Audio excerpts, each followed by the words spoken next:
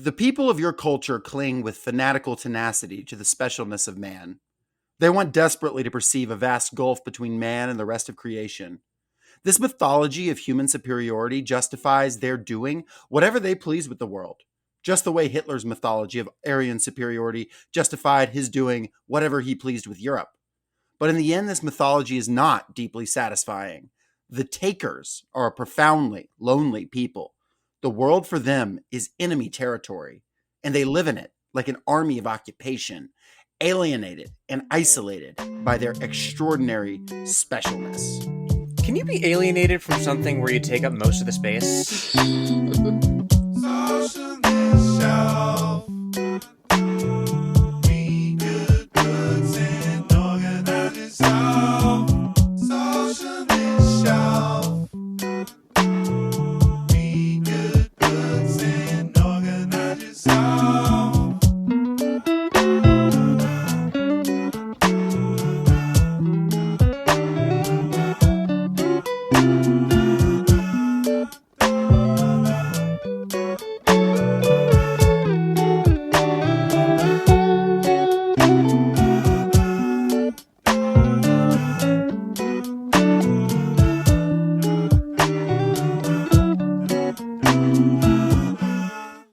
Listening to Socialist Shelf Radio. Welcome back to the Socialist Shelf. The other day when we were talking about Star Wars, I opined that, we need some more saws. We need some more gorillas, right? This is not what you meant by more gorillas? This is not what I meant by when I said we wanted more guerrilla fighters. Yeah, Ideological fighters. This is more of a guerrilla philosopher that we're reading about today. We're talking about Ishmael, folks, by Mr. Daniel Quinn. Came out about, 30 years ago now? And to join us to go through this adventure of the mind and spirit, quoting from the cover, we've got a very special guest. We got Jen Big Nasty of How the Red Was Won. Jen, how's it going? Hello. Thank y'all so much for having me here. This is exciting. Thank you for coming on. Do you want to talk to us a little bit about what How the Red Was Won is about? Yeah. So my tagline for How the Red Was Won is that it is a podcast about organizing in the South, Texas fascism, and how to fight back. And I guess last summer I got real into making TikToks, short little theory explainers, and my reading group has been slogging our way through Capitol. When we're done, we should be finished by the end of July, and it'll be like a full year that we've been working on that. Little bits at a time, which is the only way really to tackle that book. So I've been making weekly TikTok explainers going through that book and other, I have an insane amount of theory back here behind me. I am obsessed with used bookstores. So after doing that and getting really good feedback from it, I decided maybe like a longer form thing might be a good idea. So I started this little podcast project. So it's about half theory explainers, like literally just kind of going through different books and talking about them and correlating it to present day struggles and, looking at the world around us, and about half interviews with different activists around me. And I do try to keep it to like quote unquote the South. Because no offense to like our New York City and LA friends, but they have a lot of representation in the like left content realm. And the dynamic is completely different. Yes. Yeah. Very different. And I've been saying for years that the revolution will begin in Texas just because the contradictions are extremely obvious here. But I do think that's true for a lot of the South. Like y'all are in Georgia, right? And your state. Yeah, we're around Atlanta. Yeah, your state just forced a dead woman to carry a fetus. Like, I think that in places like fucking Texas, Cop City, right here, right in my backyard. Cop City, basically. yeah, Texas is building, I think, 2 as well.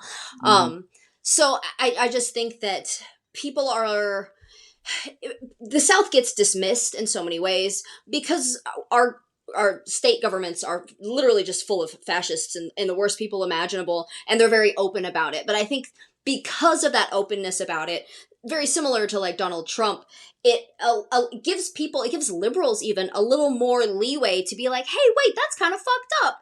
And I do think it makes it a little easier to radicalize people and to get them to understand the interconnectedness of these struggles. So yeah, I just wanted to give more representation to the struggle of places that aren't your big blue states, right? Absolutely. sure. And we appreciate you doing it. And we also appreciate the imagery with the longhorn with the red and the how the red was won. Great names, great energy. I very much appreciate, as an Arlington native myself, I very Nice. much appreciate that you're out there keeping up the fight in what is many ways like one of the front lines of Empire here at No home. Hmm. doubt. Well, Yeah, thank you. and so when I reached about doing an episode, this was one of your ideas here was Ishmael, this book, and this is a pretty well known book. What was the kind of what's your history with the book, and what made you kind of interested in talking about it? Yeah, so I first read this book literally 20 years ago. I so when I was 20, I moved to Austin from Waco. I am a Texan through and through, but I at least got the hell out of Waco, Texas. And drove the 90 minutes south to the big city down here. But I came down here by myself, and I was just working, waiting tables, bartending, and going to school, like taking just part-time community college courses. And for a period, I was majoring in sociology and taking a lot of cultural anthropology classes as well.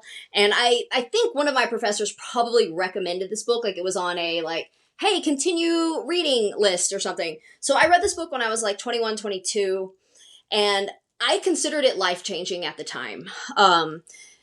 And I have not revisited it in the 20 years since. And in that time, my activism has grown. I've done a lot more community work. I've done a lot more protest work, ranging from anything from, against the Iraq War to marching against. Texas has a constitutional ban on gay marriage. Mhm. So like fighting against that. Obviously, all of the anti-abortion stuff that goes on here. Very involved in all of that for a long time. And didn't really start reading like Lenin until, I don't know, the last like 6-7 years. And I've wanted to go back and revisit this since like understanding dialectical and historical materialism to see if I still felt the same way about it, and if I got different things out of it this time. I'm a lot older, I have more life experience, and I have all this dialectical materialism in my brain that gives me a different lens through which to analyze this work.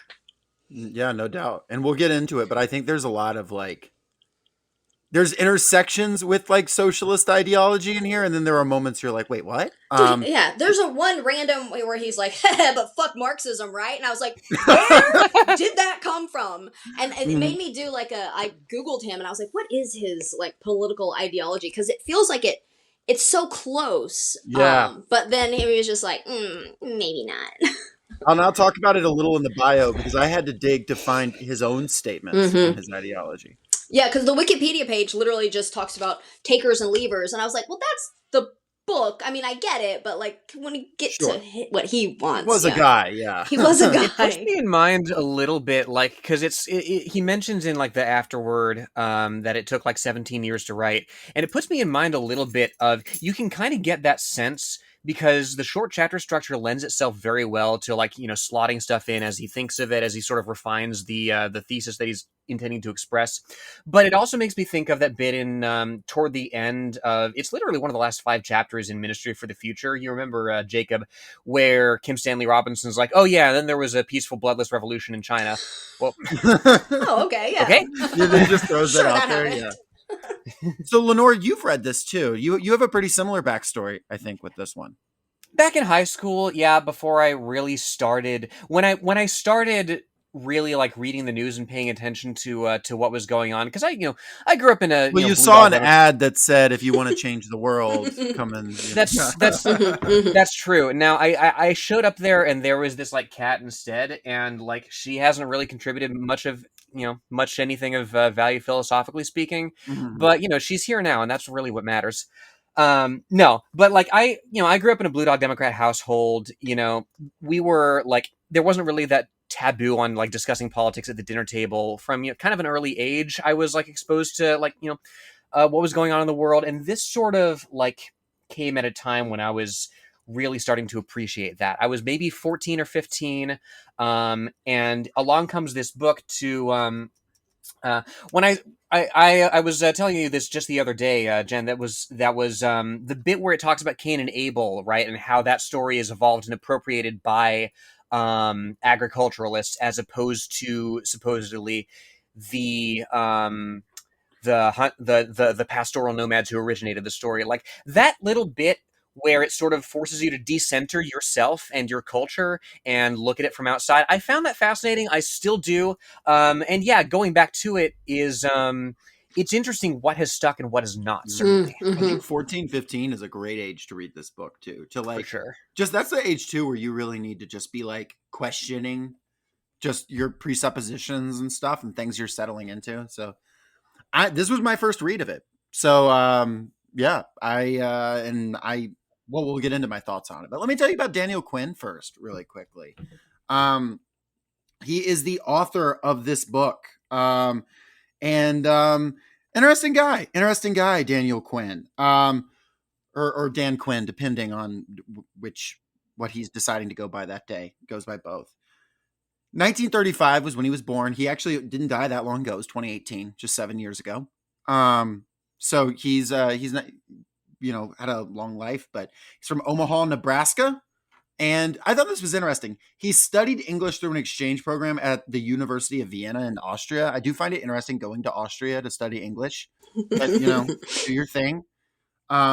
He said when he was there, that question made him question a lot of his beliefs about the world, like his assumption. He said he would go over there and people would be like cheering for him as an American because like he saved all the people there or whatever. And then he started to like learn like, hey, this is not how history works. So he started to question presuppositions.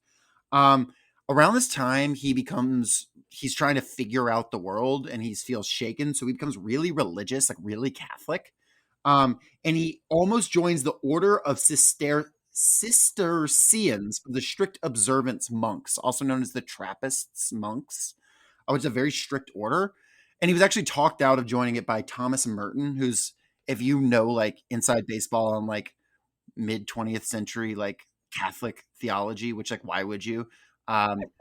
You would know who Thomas Merton is. Interesting. He honestly would make for an interesting episode if I could like drag Lenore into it. You drive me into weirder things. That's true. But Thomas Merton actually talked him out of it despite being in that order. And then he was like, okay, I'm an atheist now, which is, he went just like, I was going to become a monk. Now I'm an atheist. You tried. Yeah. Lenore, have you read My Ishmael or The Story of B, the other two books? No. It's kind of a theme on this show that I read like one work from like the author in question, and I haven't really encountered the rest. That's fair. The Story of B is really good because it explores some of that like religious stuff that he grew up with or that studied, and basically it's about a search for the Antichrist. It's good. Yeah, it's good. Yeah. Is the Antichrist like the titular bee? Yeah, I'm not going to spoil it for you, but he does a lot of soul searching in it, and the Antichrist is like more of an analogy. It's good. You should check it out. The Antichrist is actually a chimpanzee. Yes, no. It's another ape. He got married and divorced like in quick succession twice right after losing his faith. Then he got married a third time and stayed with her for the rest of his life. But around this time, he lives in Chicago and he works in encyclopedia publishing, and he does that for like 30 years. And this is where he conceives of this book and he starts writing. Basically, his job was to write captions for encyclopedia figures. So like you have a graph or whatever and the encyclopedia, and it's a quick summary. And apparently it was a brutal, brutal job. Like he had a boss that would, if you messed it up, like dress you down in front of the office, like scream at you, like you're an idiot. You don't understand this. Why do I have you here? Like it was like a brutal whatever. And he said he learned to write concisely when he needed to, which like I had imagined, I guess he would, but he hated the job. But got him a lot of contacts in the publishing industry. And he kind of thought up Ishmael right then. It was originally a conversation between a human and an alien, like another species. It went through a lot of different drafts and ideas, but it would eventually become a gorilla. Which he said his wife is the only person who would never asked him the question, why a gorilla? She was just like, makes sense. Which I think that's funny. It's a good wife. Yeah. Supportive. Yeah. So yeah. And then he moved to Houston after actually having some success. having some success, like financially. You know, he won an award for Ishmael, the $500,000 Turner Tomorrow Fellowship Award. Ray Bradbury was actually one of the judges of that. Kind of interesting crossover there. This was in 91. And from there, he was very successful. He continued to be able to write. He ran a small paper for a lot of years. He was, a sought after guest, speaking tours, this, that, and the other. He would have financial troubles, and then he would just like go on a speaking tour and be fine. He lived a fairly private life after that, but then like once he got access to the internet, he basically just like would just Q&A with people. Like his website is full of Q&A. If you just go on there, like you can read for a long time, and like some of the answers are better thought out than others. But it's like some of the only places where he answers like a lot of like actual political questions and stuff like that. Which he continuously says, I'm not left wing, I'm not right wing. I think beyond those, like whatever. Which like, okay, sure, man. But I do appreciate that he called George W. Bush Hitler. Nice. He did say the axis of evil argument. Hitler today would have called Poland part of the axis of evil, and it would have been his justification for invading Poland. So credit where it's due on that.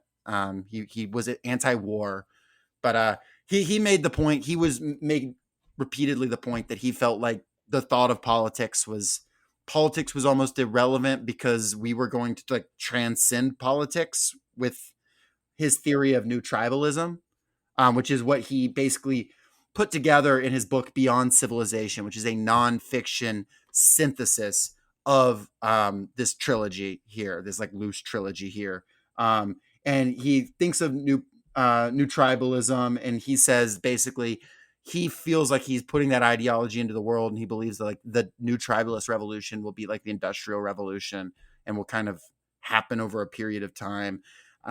It's kind of up in the air. He doesn't seem to have practical ideas when he answers people's questions. He's kind of like, make the world better where you are, which like is a good answer, but he clearly doesn't know how to get to this place. But he is a very smart guy. Don't get me wrong. I did like one thing that he wrote on his site, responding to someone saying, if I fight back against the system, like I'll end poor and destitute. It'll be terrible. And he said, there are 10 million reasons in this world why people end up dying in squalor. And only one of them is that they refuse to play along with the system. Do what you think is right. And I thought that was, and he listed then forever, just like you could be born poor. You could get an illness. You could get cancer. You could get a car, like whatever. He's like, if your reason is like you won't succeed in this society, that's a bad reason to not try to fix society. So, I like this guy, despite my disagreements with him. I like this fella. He passed away in 2018, was an old man at the time. And yeah, his website is even called Ishmael.com. Like, Ishmael was shit. Like he loved this book. And that's my more or less my summary on him. Lenore, do you want to like say what Ishmael is? Yeah, so Ishmael, of course, is the gorilla that I mentioned. Call me Ishmael. I can't believe I didn't do that already. I was waiting for someone to say it. We had the whole Moby Dick episode. The weird thing about Moby Dick is that like it's actually about a gorilla that goes hunting a whale. It'd be nuts if it like you were just supposed to pick up that he was a gorilla. Melville was like, "Oh, that was my intention the whole time." That's actually like, King Kong, the New Empire. Like that's a lot of stuff gets lost in the adaptation, but that is what they were going for. No rules. No, so but yeah, as you said, there's an ad in the paper. Our narrator, we don't really get a lot of description of the narrator. We assume they're sort of author stand-in, but really they could be you, the reader, right? Well, it's a Socratic dialogue, to be clear. Like this whole book is a conversation, basically. Yes, it's like 90% dialogue, right? So it is really just supposed to be you as a stand-in and what you're like, or the general everyman. Their concepts would be kind of their protestations, their understandings, or whatever, or at least what Quinn understands that to be. I definitely read him as a white man, though, and just based on some of his answers, I'm like, that was a white guy thing to say. Definitely. Yeah, based when he mentions Donald Trump.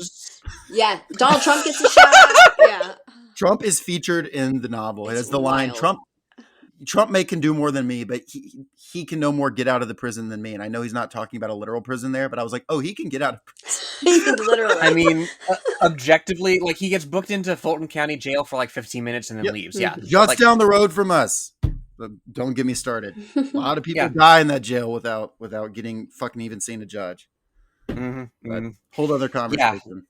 Yeah, Donald Trump can do a lot of things I can't. Objectively true statement. Yeah, I Like, guess that's true. but yeah, no, like it's you Jen, I think you do hit upon something very, very true. Like the way that this book constructs like its digressions and its examples about like white supremacy, about abortion. There was that one like little extract that I found like bizarre in the way it's constructed. We can get into that. But yeah, he is disillusioned with the 1960s, with the sort of like high water mark of like American activism that kind of breaks and rolls back, in a very like Hunter S. Thompson-esque way. He's kind of lost his direction. And Yeah, he's living instead of as the guy from Office Space, basically. yeah, yeah. And he takes a little more constructive direction than Thompson. He happens upon an ad in the paper that's like teacher seeks pupil, must have an earnest desire to save the world, apply in person. And his first reaction is anger. He's like, oh my God, there's somebody else who is taking advantage of like directionless people like me. This sucks. He's got kind of that like Tyler Durden self-improvement as masturbation thing going on. He says an earnest desire to save the world. Oh, I like that. That was rich indeed. An earnest desire to save the world. Splendid. By noon, 200 mooncalves, soft heads, boobies, ninny hammers, noodle heads, gawkies, and assorted oafs and thickwits would doubtless be lined up at the address Tag yourself. given. I thought that was so funny because I'm like, is this the 90s or is this like 1920? Bunch of thickwits over here, But that's how this guy talks. Or thinks. Mooncalves, boobies, thickwits. Yeah. But he's got to check it out because like he's a guy who believed at one point. He believed in like the New Left project of the 60s and 70s. He believed that like the revolution was coming, right? With the Vietnam War movement and Students for Democratic Society and the Black Panthers and everything that happens in that period, civil rights movement, all of it. And it doesn't manifest. And now he's living, years later. And he's like, I guess I'm going to check out this ad because I'm so cynical. Haha. But like, he wants to see what it is. You know what I mean? Like he wants a teacher, even if he can't, he's now living in the 90s. So he's like this guy who's like jaded. So he has like ironically seek out a teacher. And it feels 90s too. Like it's very like the boomers at that time that were like such idealists when they were young. And then they're so jaded. It doesn't seem like he has kids or anything, but a lot of a lot of this is my parents' generation. No, it's not. This guy was born anyway, it doesn't matter. Daniel Quinn's older, but I feel like the character that is the author is, probably in his like mid 30s ish, right? Like jaded by the world, used to believe in something, doesn't anymore. Let's see what the fuck this is all about, Yeah. And understandably is quite skeptical of where that sort of with the directions that sort of activism is petered out into, like the desire to explore other ways of being and living and interacting with the world has kind of split off into, okay, like you got your, he says it right here. I didn't want a guru or a kung fu master or a spiritual director. I didn't want to become a sorcerer or learn the Zen of archery or meditate or align my chakras or uncover past incarnations. He doesn't want to be that one like crystal lady from Occupy Prescott, which we talked about a few months ago. Because he says arts and disciplines of that kind are fundamentally selfish. They're all designed to benefit the pupil, not the world.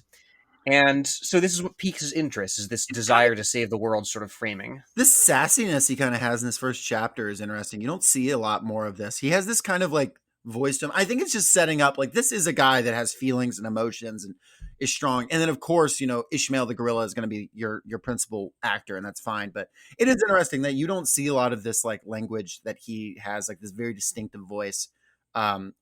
Doesn't emerge really, or kind of goes away. I feel like. He gets kind of whiny. I feel like as it goes on, like he has. I guess it's probably like a faux confidence in the beginning when he's like pshaw, but then like as he starts to have these conversations and realizes how ignorant he is, he gets very unsure of himself and.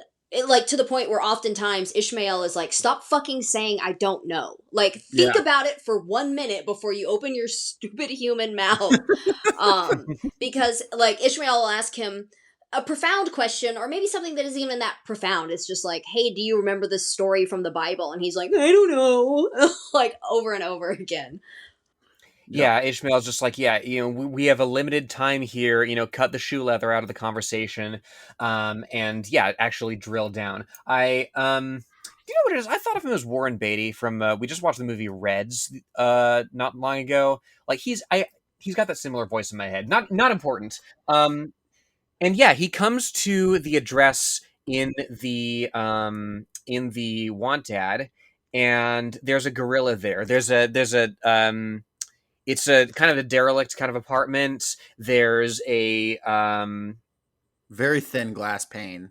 very thin glass pane, yeah, and on the other side there's like a half-ton gorilla. Yeah, and it says, what's this? What's the little like motivational poster say? With man gone, will there be hope for gorilla? With man gone, I like to imagine like a cat on there or something like that. Hang in there. Yeah, There's a gorilla hanging off the edge. got this gorilla that when he looks into it, he can't. The gorilla can't talk. That would of course be absurd. But when he looks into its eyes, the gorilla can speak. And the gorilla's name is Ishmael. That's our title. And he's like, "What's up? I'm Ishmael. Are you the pupil?" And he's, rightfully pretty freaked out by this. Not as freaked out as maybe I would be, but pretty freaked out.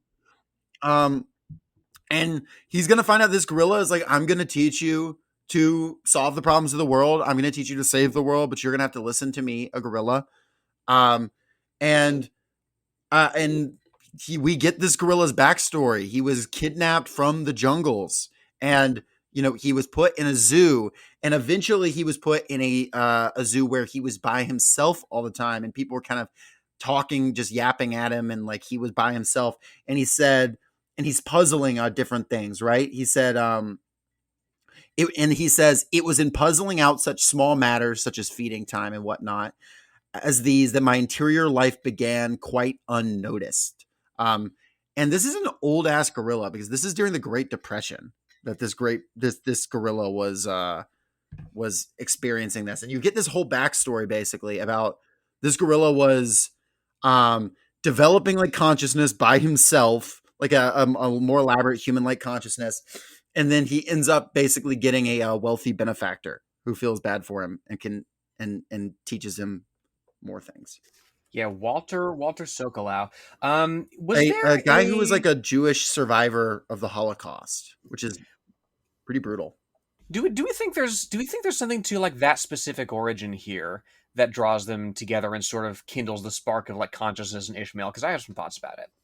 Go for it. If you have thoughts, go for it. Well, 'Cause I- it's interesting. Like there's a bit early on where Ishmael's like, look, like animals are penned up and they're almost always more thoughtful than their cousins in the wild, right? Because if you're in captivity, if you're in a situation where you're sort of taken from your home and you're the plaything essentially of the people who built the zoo, you have this instinct, even if you can't ask the next question, to ask, why am I here? What is, why have I been displaced in this way? I wonder, like, if there's sort of a connection, because, like, the first thing that he remembers about meeting this person, this merchant, Walter Sokolow, Ishmael gets his name from this guy. This guy's like, okay, so you're not Ishmael. You're not Goliath, as this circus has called you. You're Ishmael. And I wonder if this is where he gets his kind of kickstart, because he's facing this person whose people have faced annihilation and who have been sort of been threatened with being removed from the story in this of humanity in this way, because that's what he's here to discuss with our narrator, right? Humanity is in danger of being removed from the story of the world. Well, what's interesting here is with the name Ishmael, right? It doesn't go into it, but it is a biblical reference, right? Well, it is not Moby Dick. It is biblical. And basically the concept is, you have in the Bible, you have born to Abraham, who's, considered like the forefather of like the Jewish people and basically the whole deal, has two sons. He has Isaac and Ishmael, and Ishmael is like the illegitimate son and is like this other path who is prophesied to also become a great nation. So I think like what, and then people do some like really racist and insane stuff with that, or like that's where Muslims came from. That is literally what I was taught growing up, which is crazy.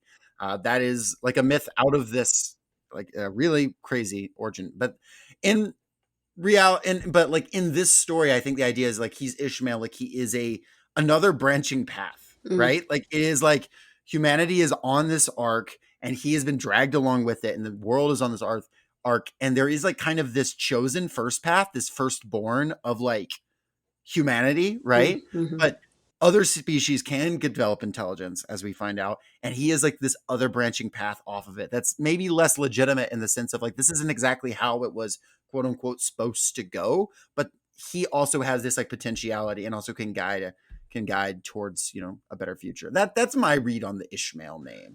I like that. I think it makes sense. You mentioned earlier that when Quinn was writing this, he originally had it as like an alien, like a completely separate entity from somewhere else.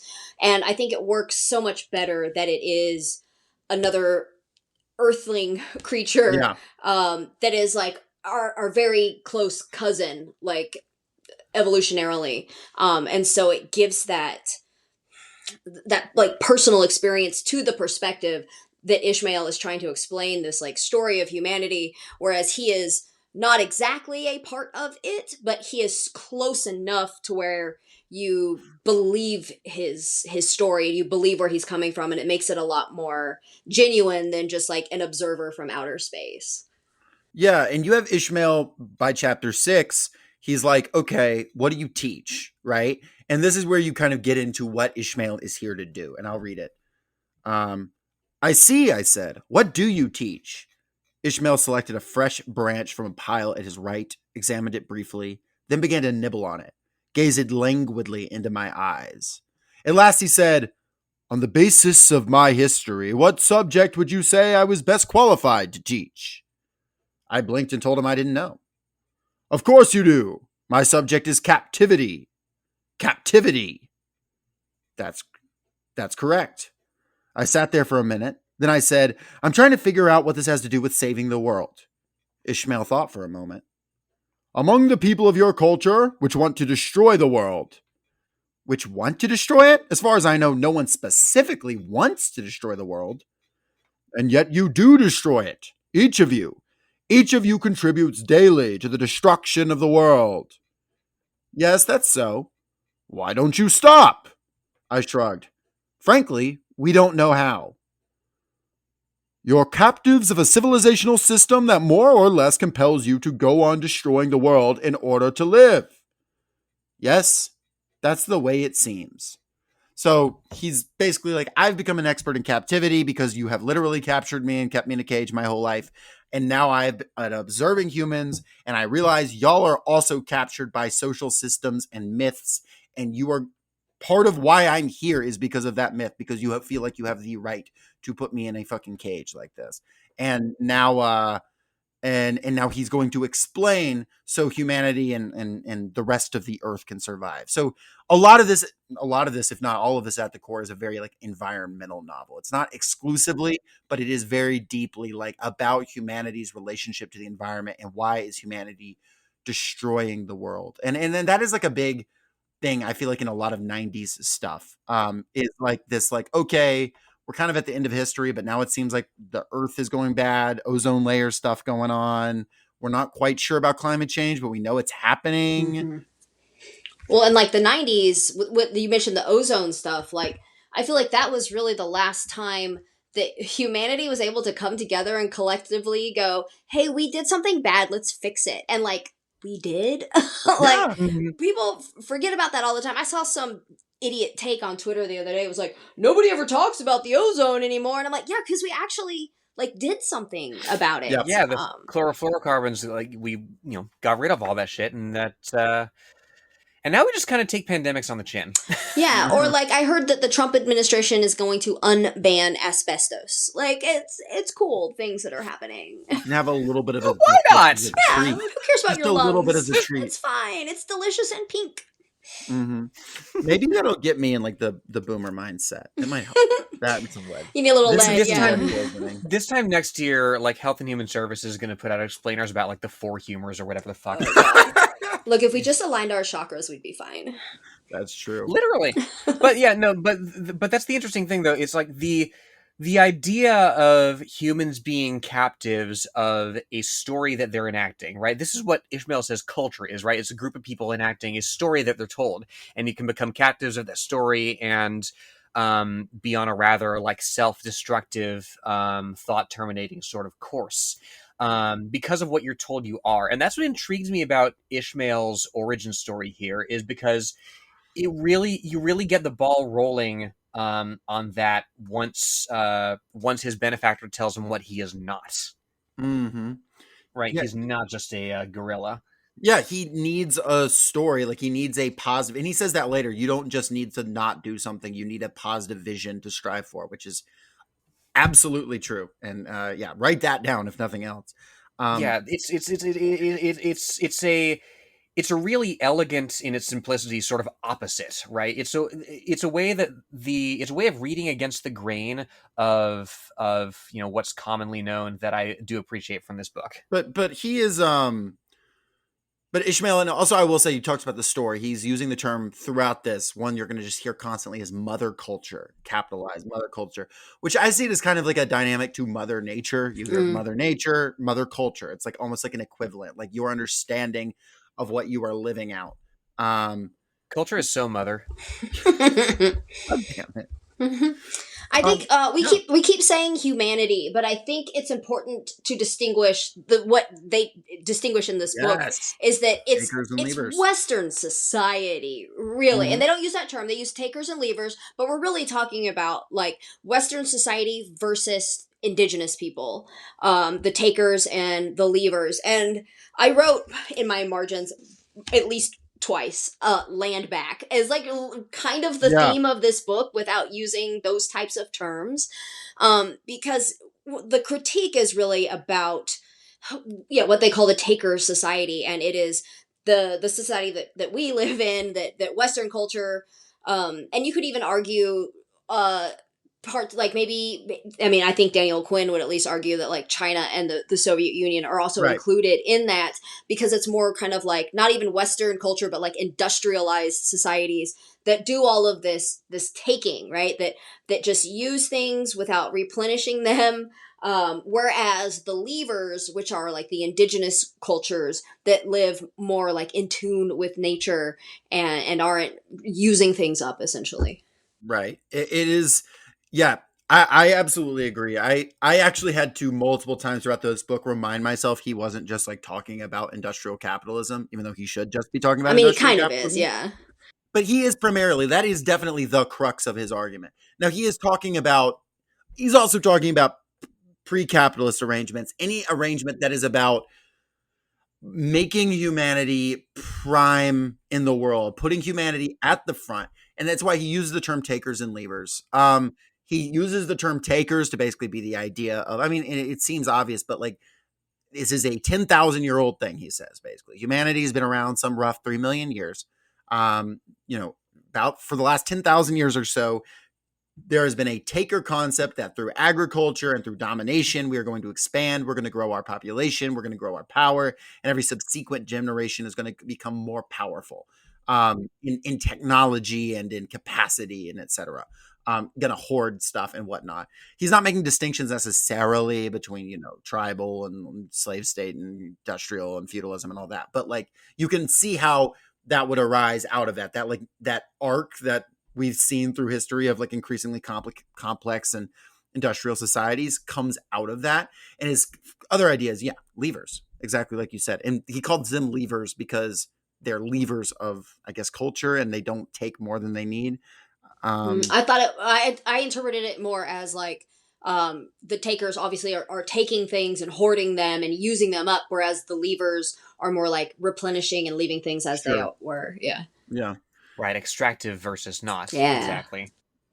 And that's his idea, and he wants to get into what is taker mythology.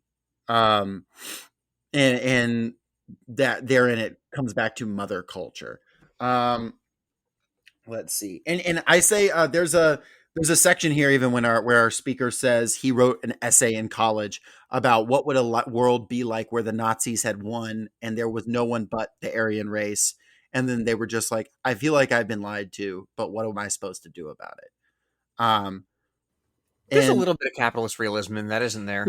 yeah, Right? You have this sense that something is wrong, but like you can't articulate it within the paradigm, within the language that you've been provided. yeah. Which is why you need like someone to speak from the outside in this sense, like a literal part of nature, a gorilla. Yeah, no, he's not necessarily telling us things that we don't know, but he's presenting them certainly in a different arrangement. It's interesting. And he gets to a point, and this is jumping ahead a bit, but he gets to a point where like he's discussing the like founding myth of humanity, right? That this world was made for us. It's ours to do with as we please. Mastery of one's environment is how we develop our way of life. That's distinctly human, and we can do whatever we like with that. And the narrator says something here I find interesting on page 72, right? The things you're showing me, the things you're doing are almost beyond belief. I know that, but it's just not in me to leap up out of my chair while striking my brow and crying, "My God, this is incredible." Because it's where I sort of, and maybe this is a semantic quibble that I have, but the problem I find isn't like innate human selfishness, right? It's the logic of capital accumulation and exploitation that's killing the planet here. We have to center ourselves, certainly because we have like the consciousness and, what we need, we build all that about ourselves, but in a sustainable manner, which is how I would approach it. Right. He talks too about part of the myth is that, and this is 100% correct here. Part of the myth, he says, if Mother Culture were to give an account of human history using these terms, it would go something like this. The Levers were chapter 1 of human history, a long and uneventful chapter. Their chapter ended about 10,000 years ago with the birth of agriculture in the Near East. This event marked the beginning of chapter 2, the chapter of the Takers. That is absolutely how most people understand history, 100%. That's how we're taught it. Still, like, yeah, it's how we're taught it, and like it's what my brain even reverts to when I'm thinking about like the development of society or whatever. I'm like, oh yeah, that was then, and this is now, as if these were not these were not most of human history. Which I was like, gotta get Ishmael in the room with Ingalls talking about like the origins of the family and private property. Yes. Like, I want to write like a Socratic dialogue between Ingalls and Ishmael that like no one but the three of us will care to read in the whole world. That's just for us. I would definitely read that though. But it is interesting. But that's so real, and that is so like, and was that not like the logic of like quote unquote the new world? It was like, oh well, these people are still living in chapter 1. We're chapter 2, baby. It's like that concept of that, and then you have different ideological reasons for it. This overarching story of Mother Culture, though, is like this is what we are supposed to be doing. Yeah, and it's easy, I think, to because I certainly fell into this trap.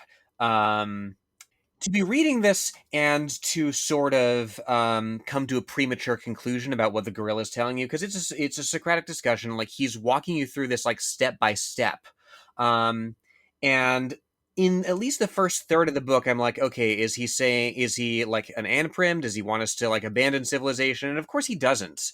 In the last sort of 20 or 30 pages, he comes around to no, like that's not what I'm saying. But there is, you do sort of match the narrative does sort of move at the speed of the reader's thought in that aspect. What do y'all think about the fact that it is like a Socratic dialogue, like how this is structured? Does this, just on the level of a book, like is this easy reading? Do you feel like this is a good way of making this argument? What are y'all thoughts on that? Just the structure in general. I like that it's a conversation. I do think it makes it flow really well, and even though sometimes I do think that the narrator is a bit whiny and annoying, I also think that a lot of Western white men are whiny and annoying, so it kind of fits, right? Like I think that and I have a hard time exactly remembering the state of mind I was in the first time I read this a long time ago, but if you are brand new to these types of concepts and you don't understand history or like historical materialism or even just like the dynamic between like industrial and indigenous cultures, you might have a lot of that like immediate like pushback and be like, yo, wait a second, like I haven't done anything wrong, my culture is fine, we're doing as best we can, like how is there another way to do things, this is history, you know. And so like, even though reading it now, I'm just like, God, would you shut up and listen to the gorilla? Like, I think that it is a very natural and normal response from a Westerner being, I mean, you log on to any social media website, and you see people like freaking out when ideas like this are presented to them. So I do think that it is very, the conversation is natural, the way that it's presented. It's natural, certainly, and it also, I think again, you're absolutely right, Jen, in reading this person as the sort of quote unquote default, right? As a white man of some not wealth certainly, but some means, he's getting by.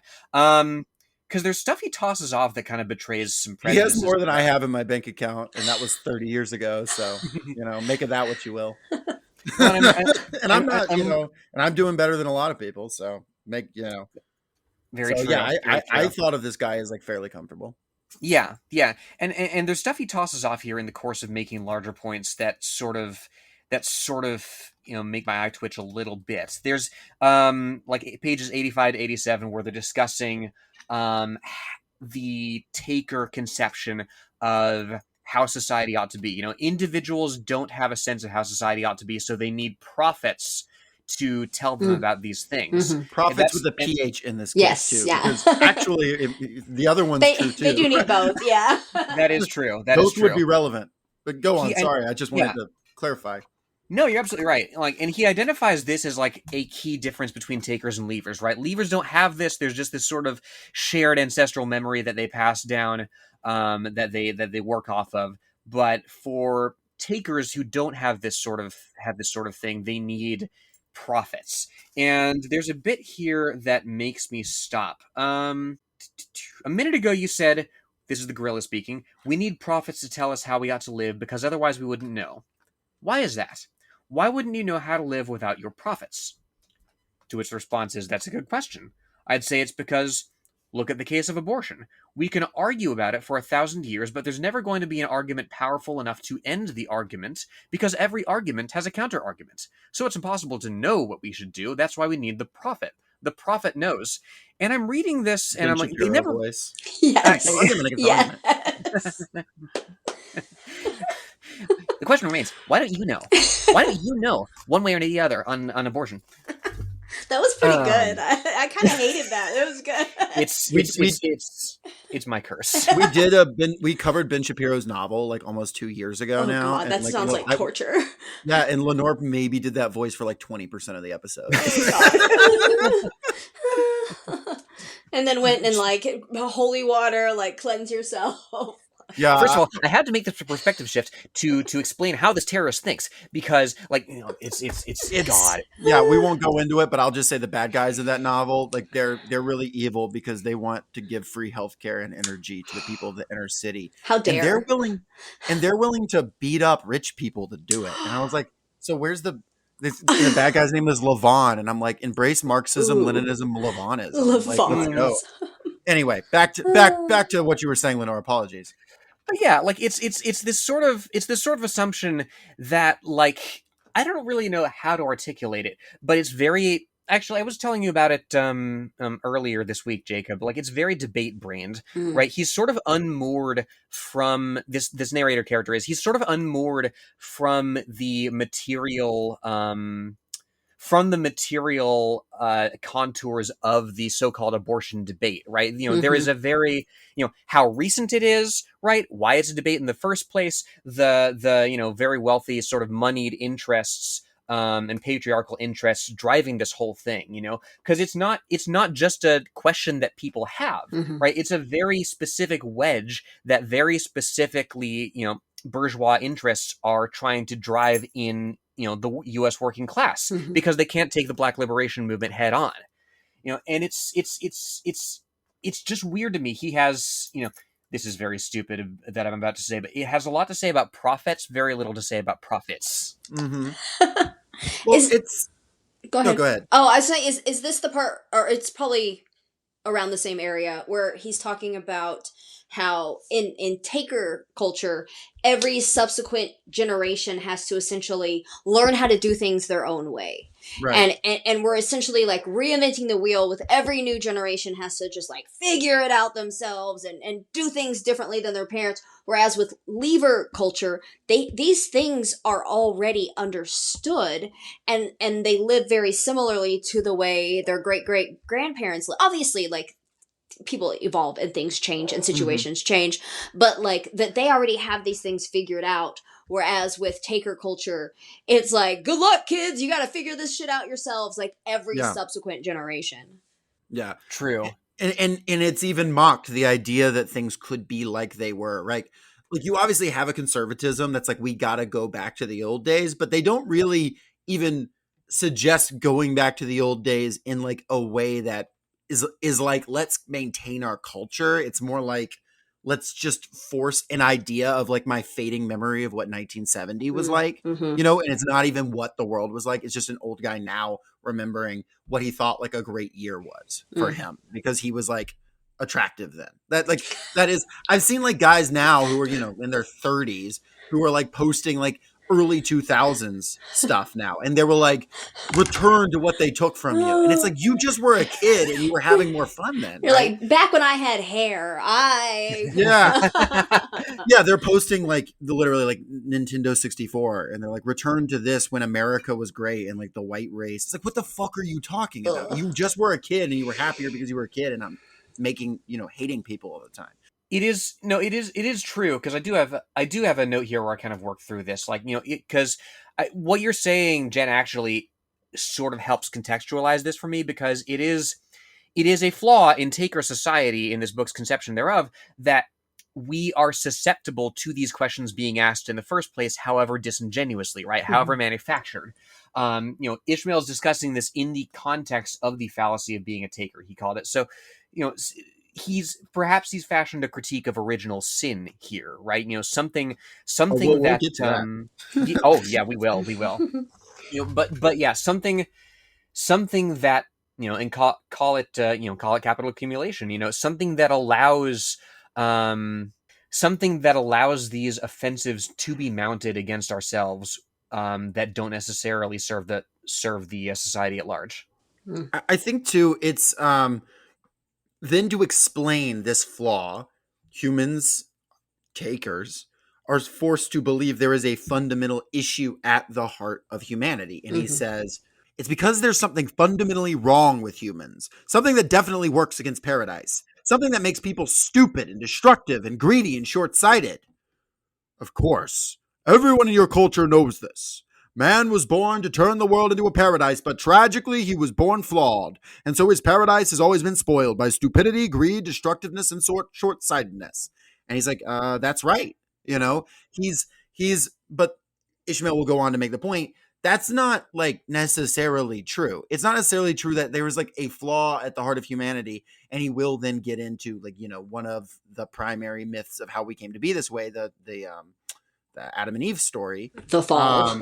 the fall of man, about like original sin. And it's really interesting. I highly recommend, and it's like, if I remember to, I'll link this. But I highly recommend, and it's going to sound so random, but Worst of All Possible Worlds just did an episode on chick tracks and on everyman stories and on the concept of like what makes a soul damned, right? And how that's evolved over time. Starting with like old Catholicism and now like evolving through to like evangelical Christianity in the mid 20th and now in the 21st century. I'll try and link that, but it's a really great exploration of like this concept of like what makes a soul damned, what is actually like, what is your relationship to the world, and why are you bad, and what makes you bad. And all that to say is like, this is the ideology at the core of this. And Ishmael is making the point, there is nothing about humans that makes you be this way. And I am just immediately hearing the argument that I hear, you know, all the time. Well, it's human nature, right? We can't have socialism because of human nature, you know? And then I'm like, well, Ingel's actually answered this for you a long time ago. Yes. He What addressed determines human nature? material Yep. conditions. Right. Mhm. Because people would have said it's human nature to have a king, and Yeah. It's just such a dismiss. It's like makes it. Oh, that's just human nature. Sorry, people are just flawed. Like, mhm. yeah, they're Yeah. bad people. Oops. Yeah. It's human Yes. nature. They've always been fighting in the Middle East for 2,000 years, God. this, that, or the other. Like, yeah, it's, no, you're absolutely right. It's such a thought terminating cliche. Absolutely. And it is interesting that, we make the point about the assumption we make about who this guy is, this, self-insert character, that he is the type of guy who can very well be like, well, ain't that just the way it is? You know what I mean? Yeah. Like crazy how white men run the prison we all live at. That sure is something, ain't it? His conceptions of like the prison we're captured in are, I mean, we in our 100th episode, a reader asked like how my politics have evolved.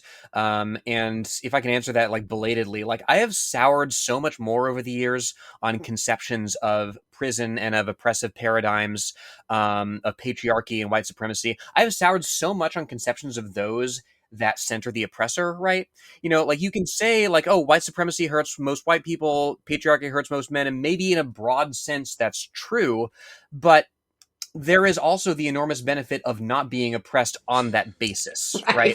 Right. And and that's what this guy kind of misses, Mhm. our narrator. Yes, definitely. So we've now talked about the taker idea that, okay, we're flawed. That's why, despite all our growth, despite all we do, despite all our rage, we're still in a cage. Despite all of these things. So now we have to engage with the gorilla's counter argument. The gorilla, what he's saying is the lever conception. And he's like, to explain this, I'm going to take you to one of your founding myths. I'm going to talk about the fall. And he puts forward something that I think is brilliant. And as far as I can tell, Dan Quinn just cooked this one up himself. And this is one of the cleverest things he does in this book. And it may be true. I don't know. Where he says the story of Adam's fall, the story of Cain and Abel, this was absolutely written by someone else about your society. This was written by levers who were watching takers, right, in ancient Mesopotamia conquer land after land after land and hoard food, and not just grow enough food, but more food, and take other people's land when their population grew. And they were like, something must be wrong with these guys. Let's make a founding myth about it. In fact, let's make war propaganda about it, essentially. And that may not be true, but that's a really cool way of looking at it. And I don't think I'll ever hear those stories the same way again. It blew my mind in high school. Mm. Still does. I've talked a minute here, so do either of y'all want to explain how he explains these myths that we all know? My biblical understanding is low. I definitely was raised Baptist in Waco because everybody is. Right, I was gonna say Waco. Yeah. But I actually had to go back and read the story of Cain and Abel Hmm. because I was like, wait, which one is which? Like, I just didn't remember it. So I'm probably not the best person to explain this, but essentially, like, the story is explaining this divide in the culture and like how when the divide started between the takers and the leavers, and he's using the analogy, the story of this brothers Cain and Abel. Yes, and he's talking about also the story of how Adam ate the fruit in the garden. Right. Lenore, I saved this just for you, but do you know why Cain was driven to murder? Why is this, Jacob? Why he felt forced that he had to do a murder? Well, he was trying to repress it, but he just wasn't able. This has been the Socialist Shelf. Thank you. That one's for you. That one's just for you, Lenore. Yeah. So he talks about, obviously in the original biblical conception, Adam and Eve are in the garden. God says, hey, this one tree, knowledge of good and evil, don't eat from it. Every other tree, knock yourself out. And Adam and Eve are like, that tree looks kind of fresh though. And they go and eat the bad fruit and they're cursed. And so in this retelling, it's God, such the gods, are there, and they're like, okay, this guy cannot eat from this tree because he's not God. He will not know what good is and evil is. He cannot just magically know when it is time for the rabbit to get eaten by the hawk or for the hawk to go hungry. He cannot know when it is good for the banks to overflow and kill the creatures of the forest, or when there is to be a drought and the creatures of the forest do better but the fish die. He cannot know that. Only divinity can know that, or in this case, like nature can know that. But what he will do is fucking think he knows it. He will eat this and decide, I know what good and evil is. And that is why it's destructive. And he describes what man will then proceed to do. And quote, and to the people of this land, I will say, grow, for this is good, and they will grow. And to the people of the next land, I will say, grow, for this is good, and they will grow. And when the people can grow no more, they will fall upon the people of the next to murder them, so they may grow still. And if the groans of my progeny fill the air throughout the world, I will say to them, your sufferings must be borne, for you suffer in the cause of good. See how great we have become. Wielding the knowledge of good and evil, we have made ourselves the masters of the world, and the gods have no power over us. Though your groans fill the air, isn't it sweeter to live in our own hands than in the hands of the gods?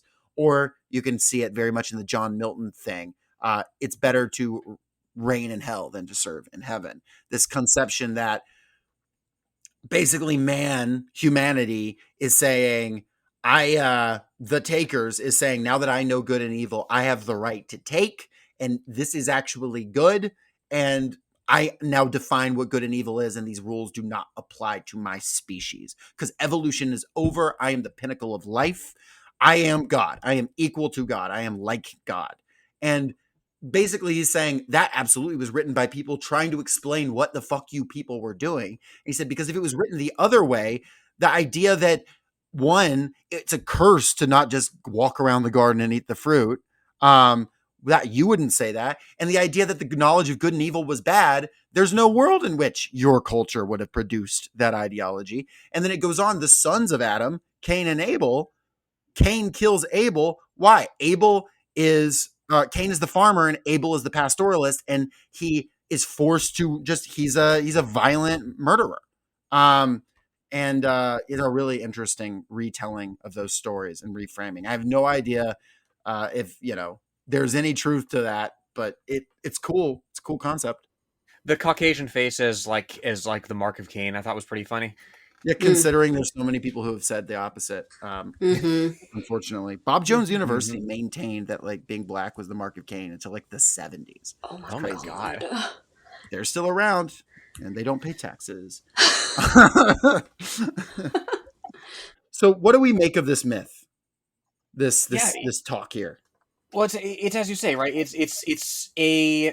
It's a myth that starts out in this conception, right, as war propaganda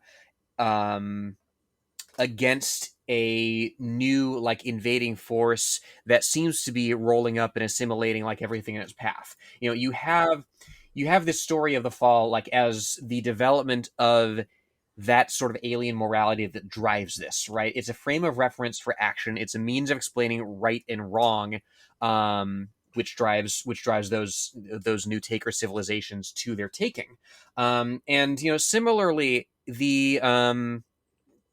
similarly provides an explanation for why the agriculturalists are driving the nomads before them, certainly. But then, the other half of it is the descendants of the Semites, the people in question here, ultimately assimilate to this agricultural lifestyle. What else can they do? And they adopt the story. Now they're on the other side, and that's the epistemic hegemony now that the takers have. It's the displacement, the final displacement, in a sense, of your primitive communism, your old like agroecology, as we would call it now, by the people who don't have this sort of collective ancestral memory, we might call the beginning of class society. Exactly. Yes, the beginning of class society. And that's the thing. Like the narrative draws so perilously close in several points to explaining dialectical materialism, to explaining class society and stratification without actually calling them that. And I as a Socratic dialogue, as a way of sort of unpacking and dismantling and rebuilding what the reader, conceives of. I do appreciate where I think it's expressing these concepts without saying them directly. Yeah. I do kind of wish he said it a little more bluntly, just like for my own personal development. If he had been a little more explicit, I would have maybe read Lenin a decade Yeah. earlier. But I think as far as, for the Western mind, this is about as far as I think you're going to get the average liberal to go in just one book. So I think it is a really good start for people. And it's also just the limitation of Quinn's own politics. Yes. Unfortunately, he wasn't 100%. there. Right. Would have been awesome if he was. Yeah. But also maybe would he have won this like big award and been invited to all these places? Maybe not if he had said, read Lenin at the end. Cool as that shit would have been. We would have still covered it. I think too, though, even if he, kind of fails some of the understanding of like class and society and the development and dialectics and all that, dialectical, like historical materialism, what he does nail is the tragedy of the destruction of these peoples, like the tragedy of imperialist and colonial conquest and the obliteration of people. And he has a section here where he says, talking about, there are so many peoples in this world who at one point were just doing what worked best for them. And he says, now that you know the knowledge of what works well for production is what's valued in your culture, in the same way, the knowledge of what works well for people is what's valued in lever cultures. And every time the takers stamp out a lever culture, a wisdom ultimately tested since the birth of mankind disappears from the world beyond recall, just as every time they stamp out a species of life, a life form ultimately tested since the birth of life disappears from the world beyond recall. Ugly, I said. Yes, Ishmael said. It is ugly. And then he says, and then for the first time, you have Ishmael at that point in the book saying, I'm tired. You have to go away. I'm too cold. And too cold to think. This is the first time Ishmael has like really sent him away, not with like, now puzzle on this. And this is, we can talk about it if we want to, but like Ishmael is getting sicker, but it is also directly tied to, kind of the horror that we are like dealing with there. Like it is like, okay, now walk away and think about what you fucking did a little bit. You know what I mean? I like that passage you just read, the tragedy of the destruction of the levers. And I think, again, tying this back into like materialism, where he makes this point that like taker culture is very similar across the globe, right? It's a very they act the same way, and he talks about lever cultures all developed differently, unique to their own environments, right? And I mean that's literally just straight up like we are products of our environments. Like the things around us shape our culture and shape how we eat, our cultural practices, how we love, how we live. All of these things are so shaped by the material world around us. And that's like the beauty of the lever culture, is that it is different. And so when the takers come and either genocide or assimilate one of these lever cultures, it really does just vanish from the earth because it was so unique to that area.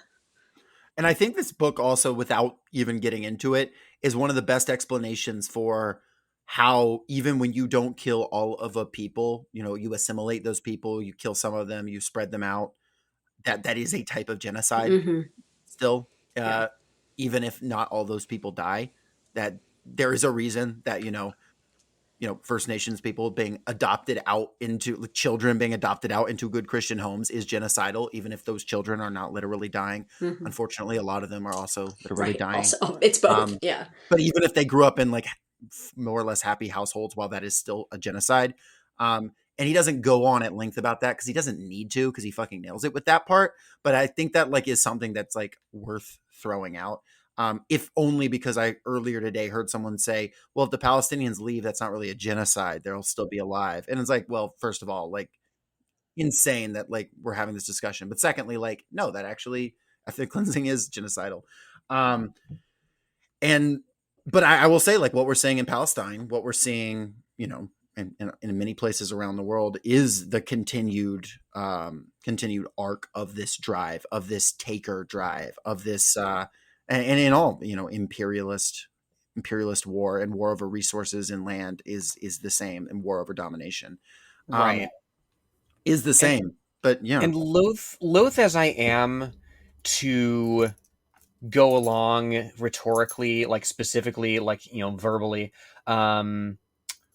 with this book's conception of being a captive of a story when it comes to these sorts of things, loath as I am to describe, your everyday Nazi as a captive of this or that story, loath as I am to describe, white men in this society as like prisoners when, they themselves are indeed warders, contrary to what the ape says, like that's the whole allure of white supremacy, is that you can like be the oppressor and not the oppressed entirely. Loath as I am to describe such people as captives of those stories, you do see people trapped in those modes of thinking, because it colors not only how they're discussing this particular injustice that's going on right now, Palestine, but also how they talk about and how they think about like the founding story of other taker cultures, of other settler colonial cultures. If they can thread the needle, if they can square the circle of, okay, like the Palestinians can move and it's not a genocide, what does that say about their conception of what the United States did to the various Native American nations, right? They can just as easily um, I don't want to use the words fall into that trap, as it applies to their own society, but you know what I mean. Mm-hmm. I think it's important too that this is also where he discusses the fact that, and he makes this argument on a biological, like a species level, but this is he feels it also to be the case on a sociological level, that diversity is strength, and not just like some kind of like theoretical diversity of like multiracial, right? He makes the point of, and this is in Species, and this is also a very relevant argument literally for like the existence of the biosphere. He says diversity is a survival factor for the community itself. A community of 100 million species can survive almost anything short of a total global catastrophe. Within that 100 million will be thousands that could survive a global temperature drop of 20 degrees, which would be a lot more devastating than it sounds. Within that 100 million will be thousands that could survive a global temperature rise of 20 degrees. But a community of 100 species or 1,000 species has no survival value at all. And then he says, true, and diversity is exactly what's under attack here. Every day, dozens of species disappear as a direct result of the way takers compete outside the law. Now that you know there's a law involved, does it make a difference in the way you view what's going on? Yes. I no longer think of what we're doing as a blunder. We're not destroying the world because we're clumsy. We're destroying the world because we are, in a very literal and deliberate way, at war with it.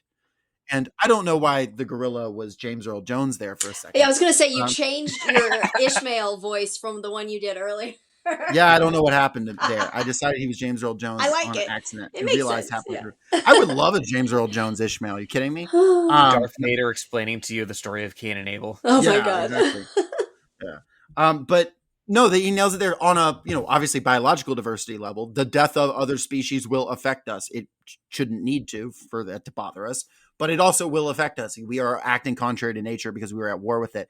But that is also the case for the obliteration of other ways of living because people live in different material conditions, is the argument that he's making here. Mm-hmm. Now, you could get into a discussion of when you get to a certain technological level, what does that look like or whatever. But at the fundamental level, what happens with an expanding, way of living, and it's the only way of living, an expanding conquest, is it runs up against the borders and it eats itself. I mean, like we conceive of that, right? Like as a capitalism, and it becomes a capitalism decay, becomes a fascism, right? Like even then, like a capitalism that has nowhere else to go turns internally, is very similar to this own process of a thing that must in fact eat itself. And the story the gods tell of man will one day eat everything, including the gods, and then will have to consume his own flesh. Is the same way. It's the logic of profit. This is, I think, where he introduces like the law, right? And it's when I was reading this, I read this book like in the last week to get ready for this, and it made me think a lot about how we watch Nat Geo documentaries. We Yeah. think about nature, like the animal kingdom or whatever, as being like so violent. The way Mm-hmm. the lion hunts the antelope or whatever, and it's like, oh, it's so bloody and just aggressive, the way they just kill. And sure, maybe to an extent, but it's like very normal and natural, and like the lion has to eat. But the point that he makes here is that the lion doesn't decimate the herd. The lion just eats what her family needs to eat for that. And they probably only eat like once a week or whatever, right? So it's like they kill, and we also know that they usually take the weaker ones, the older ones, the ones that don't have a big chance of surviving much longer Right. anyway. And like that's kind of how nature works and balances itself out. And like, yes, to an extent we could call that violent, but it is also very much in balance, right? But the taker culture, on the other hand, and we don't even think of this as violence, but we think of it as our own survival, and we just, it can be something as like innocuous sounding as like spraying weed killer around our yards, right? Right. And just like killing off everything that we don't think serves us, rather than just killing the things that we might need to eat or to survive. But taker culture is just such a blanket genocide of everything that we don't think serves our interests, without even realizing that it actually does, and that like we need these things also to survive, because we have so abstracted ourselves from the laws of nature and from the animal kingdom that we forget that we are animals ourselves, and that we Yeah. have to abide by these laws also. Right. And we're not the end of evolution, right? Right. Like it's not, we would tell the story of creation, and I would probably even fall into this and being like, and then there was us. And I wouldn't say, and then we kept going, which, chronologically that's true, Right. that's all I know so far, but like, it is probably worth noting, and it's still happening, Hmm. which is lovely. And I'll take that with me. It reminds me of, and Lenore, I don't know, I don't think you were at this specific thing. Tell me if I'm wrong, but because there was a lot going on, but there's numerous housing struggles going on in the metro Atlanta area, as there is everywhere. But there was a particular housing struggle where it was leaked that there was going to be mass evictions from this housing complex. Basically everybody, didn't matter if you paid your rent or whatever, and they were still signing leases, right? Signing year leases, but with very small fine print that they expected people not to find. And the idea was, oh yeah, in a few months we're gonna kick them all out, and then we're gonna start over. And when the tenants and formed a tenants association very quickly, very very militant, strong tenants association, and stormed the office, one of the guys who helped made this decision goes, "Why are you being violent?" I found that to be, first of all, they didn't put their hands on anybody, which like I wouldn't have been mad if they did, because but but the idea of like what even is violence, because he's like, well, I just signed paper, you know what I mean? Now, is that paper backed up by the cops will show up with guns eventually if you don't leave? Yes, it is backed up by force. But also, even if it doesn't have to be, the force is implicit in it. This is a violence that is being enacted on you. And the concept of resisting that in any way is then seen as the real violence, because that's not even like but that's like the deal with like mother culture or whatever. And that's something that like, we talk about mother culture, and he gets a little like, a little weird about that. But I think ultimately we can think about like, we need to, when we're expressing some of these ideas to people, be like, okay, what is violence? What is society? What are humans? How are we supposed to live? Don't just say, just think, how are we supposed to live? And then think, how could we live? How would you do it, normal person, if you had power, which you don't consider, because people don't think about if they would had power. And that's something that I took away strongly from this. I did want to, lest I forget, get into something that I did find myself running up against pretty hard here. And it is a little bit of like the Malthusian stuff he gets into, because he gets into this whole bit about overpopulation, which like, let's be like clear. Obviously, there is a limit to the amount of humans that can live in the world where we still produce food. And there are societies where there have been problems where there are too many people in a region. I'm not denying that that's literally can be a problem. But overpopulation is very rarely used in good faith as a discussion, and it very often does not mean, oh, my people are causing problems, right? Elon Musk talks about overpopulation and white birth rates in the same breath. You know what I mean? Right. And I don't think Quinn is a white supremacist or anything like that, at least not intentionally any more than like you absorb from your culture.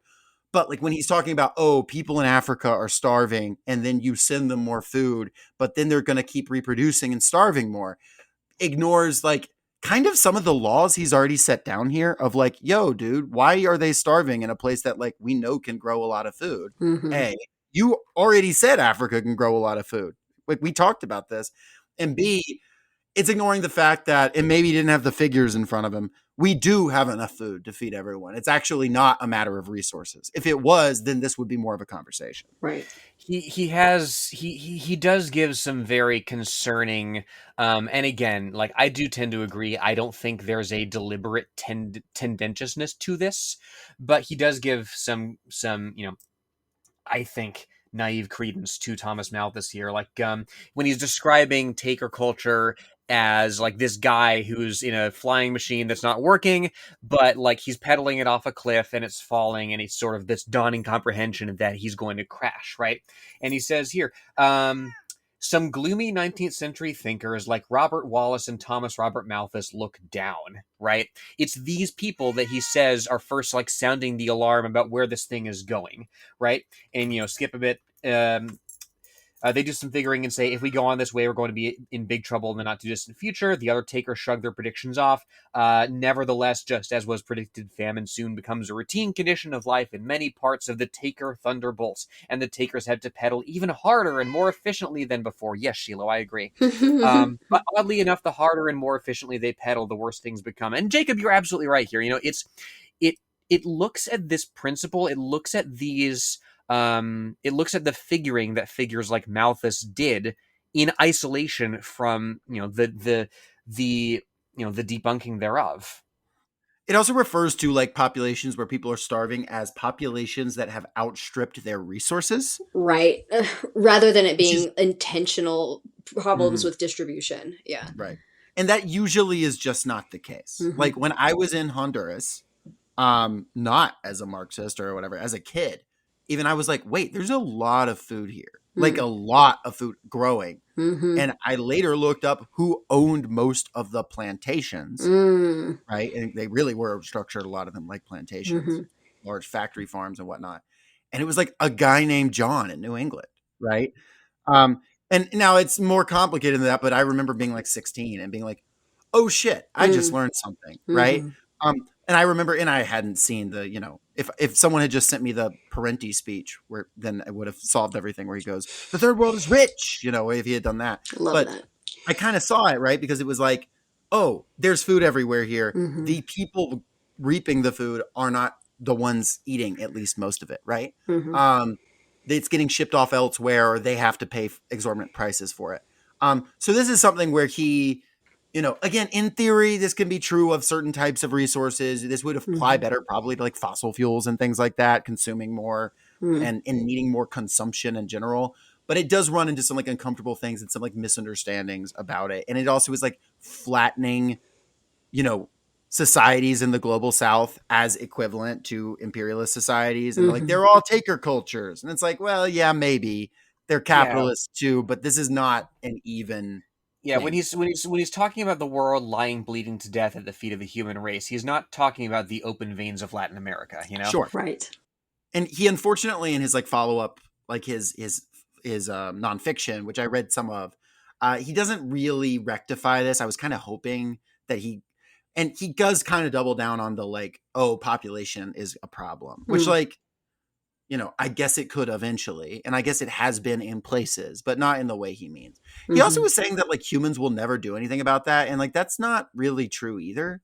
Like there are programs to keep populations down, but sometimes they've not been good. But like he was writing this in the 90s, and like I disagree with elements of how it was carried out, but China did get stuff under control on that front, right? Yeah.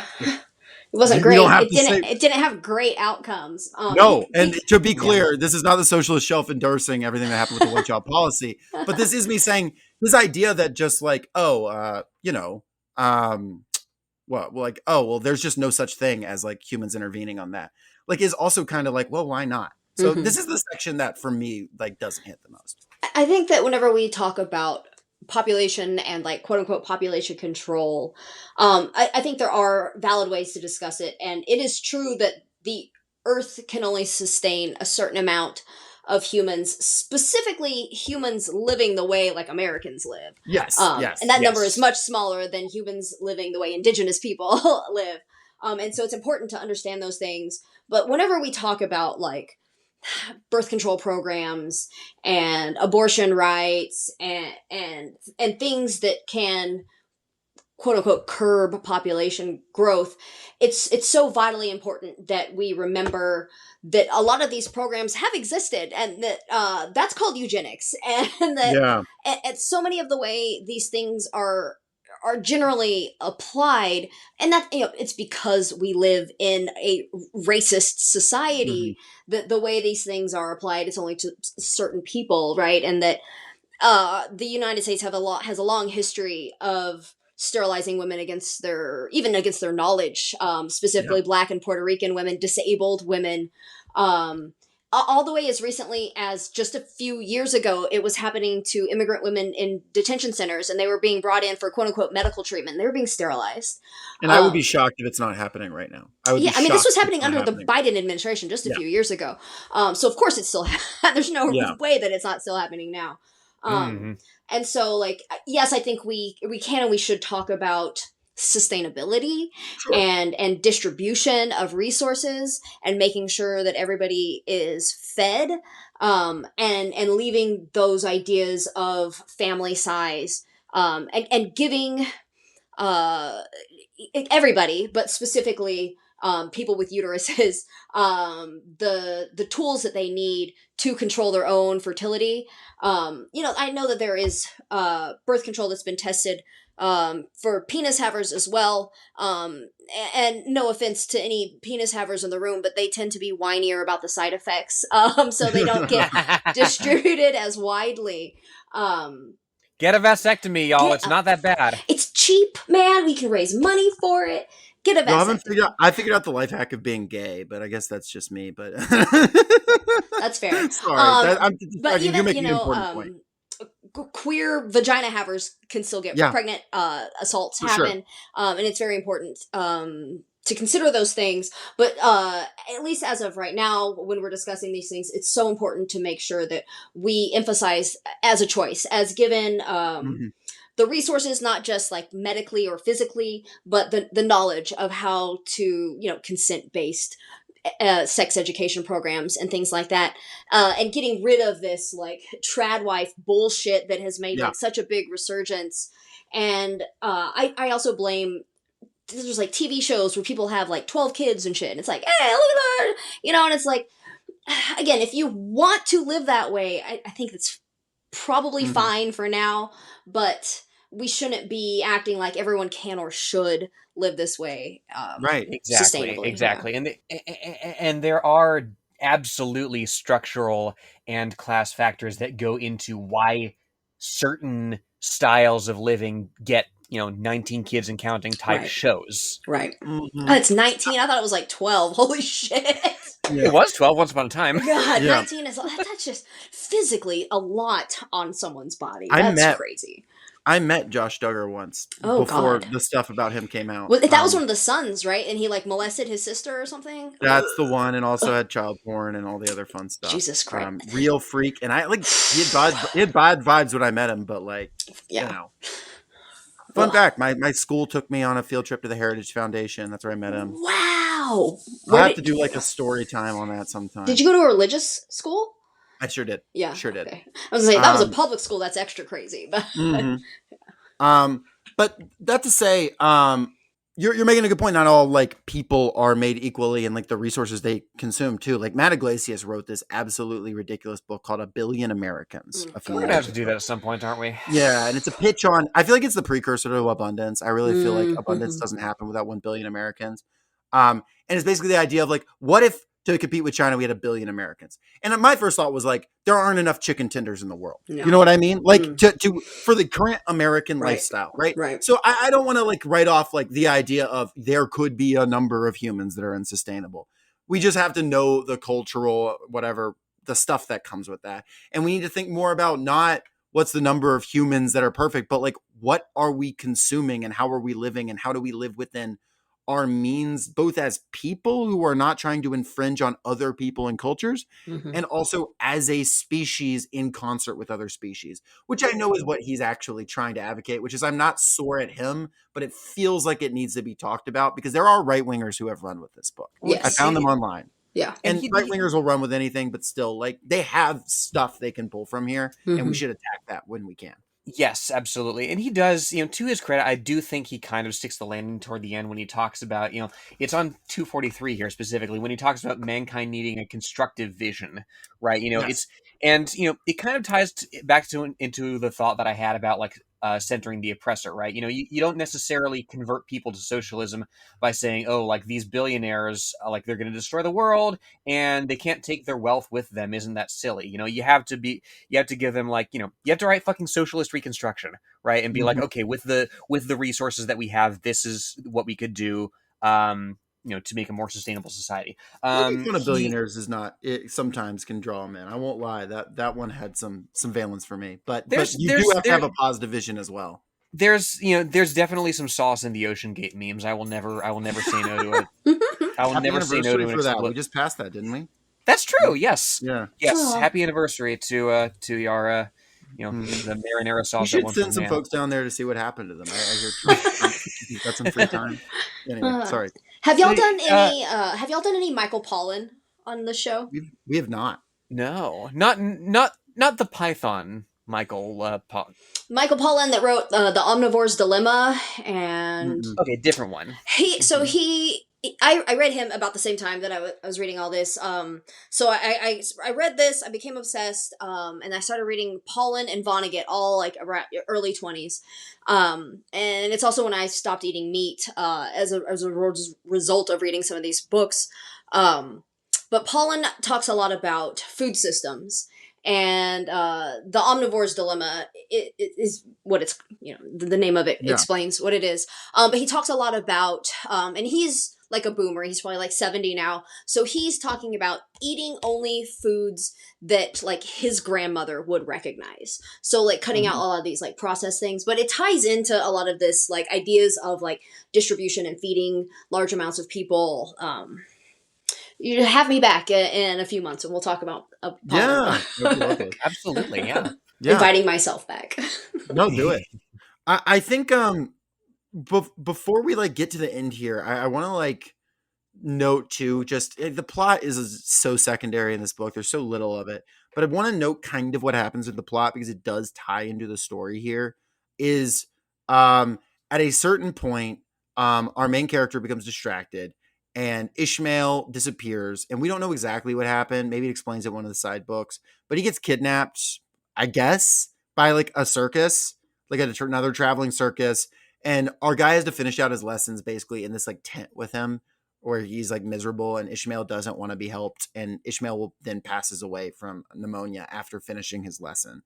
And it's, it's sad. And also I don't really know how else it could have ended. Ishmael can't do this for us, right? So our protagonist, if Ishmael was always there for him to go back to, it's why like, yeah, of course Obi-Wan and Yoda have to die in Star Wars or they would be the ones to go kill Darth Vader, right? It can't be. That's not the story. You have to pass the torch. Yeah. Right. It is so both like, thematically, it's still sad. I like Ishmael. I wish he had died under better circumstances, but how few, animals that interface with humans like he did do get to live and die in good circumstances. Daniel Quinn died the same way of pneumonia. Yes, he did. He also died, and there's something very interesting about that. Yeah. Yeah. But I will say Ishmael lived to be like the oldest gorilla of all time. If we trace this timeline, well, like it's like 60. Yeah, there's no. How long do gorillas live? I'm No way. Googling it right now. It I'm would be seeing awesome if here gorillas like were like 300 years old. 30 to 40 years in the wild, like 50 or so years in captivity. So that's about right, yeah. Okay, so he's like a human dying at 100. Like it's nuts, but it happens. Well, if he was Oldest, born in 35, and if this book takes place when it was written, it was the early 90s, so about pushing 60. Yeah. So he's the old. oldest living gorilla is just turned 68 a couple months ago. Oh, Happy wow. birthday, Harambe. Yes. Imagine if that had been the ending of the story. That kid fell Like, in and he got shot. 1 second, I gotta get this kid out.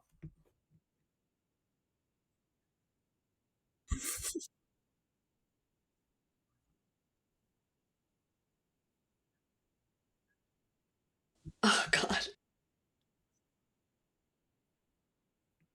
Yeah. Where were you at? Harambe What had was so it much to called? teach us. What is Momo? Yeah. Peach. It means Oh. Ge- Fun. Georgia peach. Oh, Yeah, Georgia. okay. That's cute. Yeah. It's a con that's entirely based around the little side character from Avatar: The Last Airbender. Momo. Imagine that. That would be sick. Okay, so to kind of conclude here, he leaves us off though. The message that we are left with is that humanity has to find a way to interface with nature in a way and with each other in a way that we do not see ourselves as above the others. And he makes the argument, and it's really lovely. He makes the argument that humanity is the first species on Earth, at least I guess that we know of, that has achieved this type of like high level of self-awareness, which I don't really know how you would define that, but like we'll just, for sake of argument, say that. For the sake of And argument, that we are to be like the first. Humans are to be like can be the first of like so many, that because evolution is still going, more species will grow and become more self-actualized and presumably make art and do things that we can't even imagine in their own like lane, and that we can be that. And that's like an amazing, beautiful destiny that's actually way cooler than like dominating the galaxy and creating the universe from Warhammer, basically. That's I actually want to like be the god empress of mankind, actually. yeah, like instead of like having the blood throne or whatever, we can exist and like get to the point where we can like talk with dolphins. Isn't that sick? Like, we're basically almost there already. Like how cool would that be? And it's a little utopian, but I love it. It's nice. It's something we got to think of a future like that. Or No, what are we literally, doing? yeah. Like he synthesizes this on page 243, I think, really well. Let's see. Yeah, some creature had to be the first to go through this, as you say. We kind of it's kind of on us to be the first among equals and help uplift other species, right? Man does have a place in the world, but it's not his place to rule. The gods have that in hand. Man's place is to be the first. Man's place is to be the first without being the last. Man's place is to figure out how it's possible to do that, and then to make some room for all the rest who are capable of becoming what he has become. And maybe when the time comes, it's man's place to be the teacher of all the rest who are capable of becoming what he's become. Not the only teacher, not the ultimate teacher, maybe only the first teacher, the kindergarten teacher, but even that wouldn't be too shabby. I mean, it's almost verbatim what Marx says about like the beginning of history, right? Once we're freed from the dictates of capital and from artificial scarcity, then we can actually spend our lives doing like worthwhile and educational things. Imagine telling Marx he gets to like teach like orangutans about theory. It's like, Marx, you get to do this forever. You do it. He would love it. You can have alcohol while you do it. You'll drink with orangutans. How cool would that be? Fuck, Yeah, I might love start this. drinking for that. Yeah. What do you what do y'all think of though? I mean, what do you think of this vision of humanity? What are our thoughts on this like kind of thing he throws out there, kind of pie in the sky as it sounds? I mean, it's nice. It's a nice way to end this, to make it hopeful. Because a lot of it is just like, look at your dark history, you filthy taker, and you're like, oh God, I'm so sorry. But then he's like, but it's also an opportunity, and and you can take this because humanity was the first to like ascend to this position or whatever. But obviously Ishmael has also himself reached that, even if like the rest of his species hasn't. And so it's like giving you this opportunity to, I don't know, make amends for the bullshit that your entire society has done for the last several centuries, and to learn from that, because of, everybody makes mistakes, right? What's a little genocide? And we can learn from that, and then Ryan, clip that. Yeah. No. And continue the progression forward. He does a shout out. It's like the next page, which I actually disagree with. He talks about every alien civilization in the history of science fiction has been a taker civilization. Every civilization ever encountered by the USS Enterprise has been a taker civilization, and I would push back on that. Yeah. As a Trekkie, I think that they came across a lot of different types of societies that are run very differently. And even like human society in the time of Star Trek has moved beyond the taker civilization. And they've essentially done what he's talking about doing here, and talking to other species and learning from them, and helping them also reach this, you call it enlightenment if you want, or just this realization that they are part of this, not just global society, but like in Trek world, we're talking about like universe, that we all have a part in. And like the whole point of Star Trek is that we're not going out and conquering these societies and assimilating. That's what the Borg does. And that's why they're the bad guys, right? But the Federation or whatever is doing what he's talking about here, and is exploring and is gaining knowledge and sharing knowledge. And yeah, I think it's a nice way to end the story, actually, I think. Mm-hmm. And at the very end, the very, very end, he's taken Ishmael's very few things back, and he sees the sign that says, "With man gone, will there be hope for gorilla?" And the message on the other side reads, "With gorilla gone, will there be hope for man?" And that's two-sided. It's one, literally, will this guy be okay without Ishmael? Like, can he take this and then apply it in a way that Ishmael would never be able to, because he's not a human?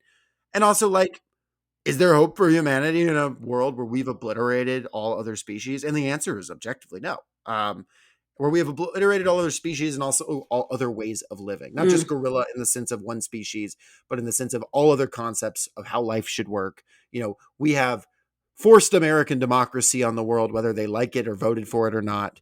We have tamed everything. Even if we could, right? Let's say for the sake of argument that we could suck all the carbon out of the atmosphere that we need to. We can stay alive. We can, by completely dominating the earth.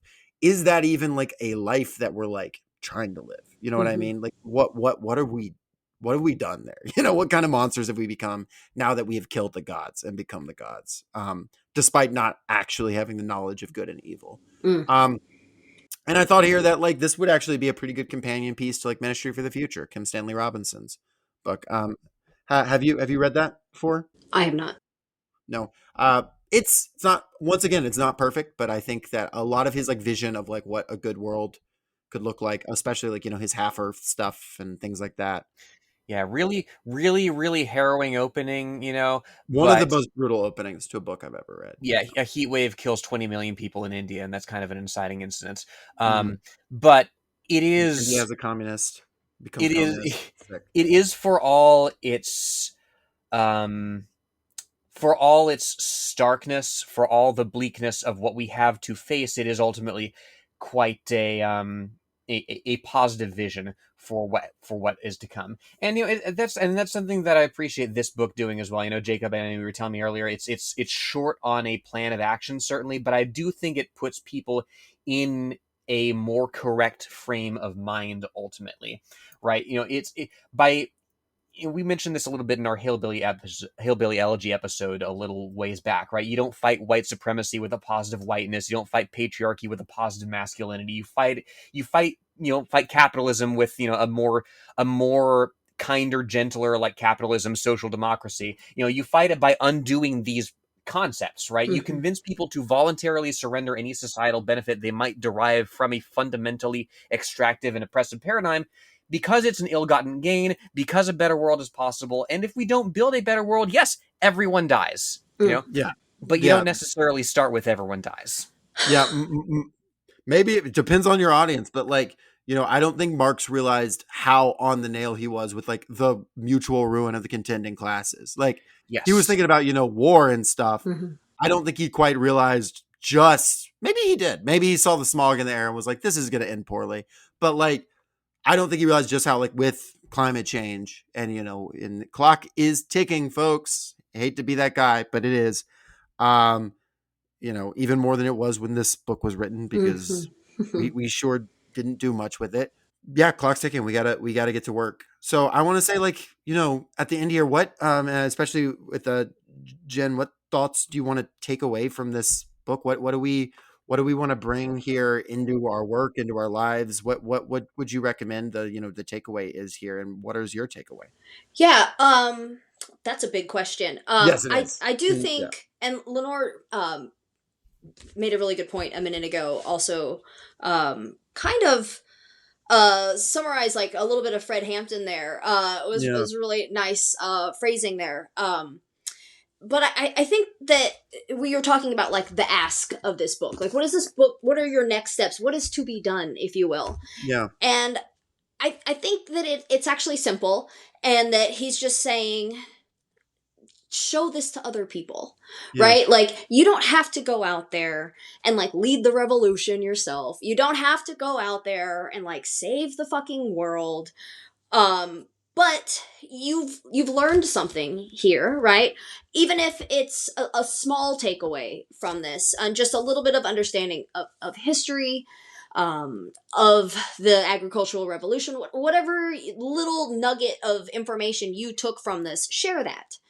And I think that a lot of us, as organizers, as activists, as terminally online people, I'm talking about Guilty. myself here, but um, we get so bogged down and overwhelmed, and because there is so much to fucking do, right? There is so much to do, but you can do a little thing, and you can do this educating stuff from the comfort of your own home.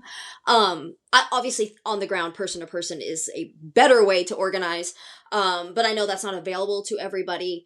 And so, like, if you just share some of this knowledge with your roommate, with your partner, with your sibling, like with your neighbor, just having these conversations and getting other people to understand that it doesn't have to be this way, that like Yeah. Western civilization is not the only way to live, and in fact it is actively not just destroying the planet, because I feel like we've heard that for so long that we're like, yeah, we're destroying the planet, but like that we're destroying ourselves, Yeah. right? We're And that, part of the planet. yeah, Yeah. yeah, and we're destroying our humanity and in the process of that. And just being able to talk to people about those little nuggets, little takeaways from here, I think does really start to make that difference, and that we don't have to take all of this on ourselves, but we can bring other people into the fold with this knowledge that we have. Beautifully Definitely. put. Yeah, there is so, the task is so great that there is lost in the doing of it, the value of these conversations, these Socratic dialogues, these podcast Mm-hmm. episodes, indeed, Mm-hmm. the great revolutions are made of a billion of them. No doubt. Mm-hmm. I just want to see Ezra Klein get clobbered by a gorilla. Yes, that would honestly make it all worth it. Oh Lord, Ezra Klein. Oh God. If you're the lady in the coffee shop that was next to me yesterday that was talking about how smart Ezra Klein was, and Oh no. I almost like caused a problem in the coffee shop where like I is like my safe space, and I was like, if I get kicked out of this coffee shop, then I don't know where I'm gonna go. I love this place. So I guess I I'm would have not going caused to. I would have caused a problem like in much the same way, because I think this person was gushing about the like Ezra Klein, like Sarah McBride, like calm down trans people interview or whatever. Yeah, I Oh actually didn't know how bad that God. interview was till afterwards, and I looked it up, and I was like, "Oh my God! Like, no, this is actually extremely." Yeah, It's no, Ezra I'm Klein sorry. plus transphobia. It's legal for states to pass laws that kill trans kids now. I'm not going to calm down. Yeah. No. Shout out to our listener who said that someone was praising abundance on their local message board, and they linked our podcast episode on abundance to it. Nice. So like these guys and folks here talked about that. Check it out. And we'll see. That they never got back to me on if the person was mad that we just read out the gate was like, Ezra Klein, you're going to hell.